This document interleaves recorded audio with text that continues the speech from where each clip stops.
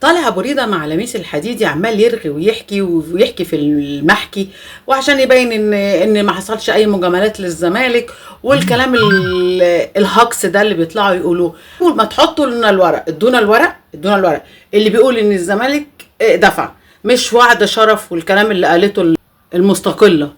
حضرتك اطلع يعني اتكلم عادي، مش لازم بقى الشغل ده.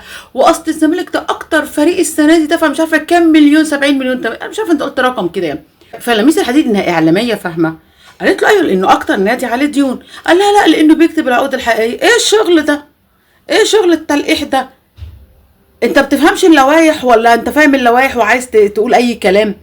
بتلقح على مين؟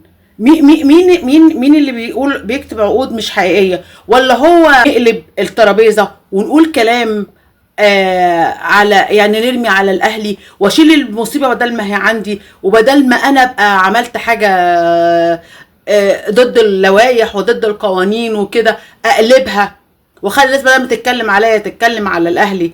ايه ده؟ ايه الشغل ده؟ ده مش شغل مسؤولين، ده شغل حاجه وحشه قوي قوي. عيب عيب عيب تبقى مسؤول وطالع تلقح بالكلام وترمي تهمك على الاخرين.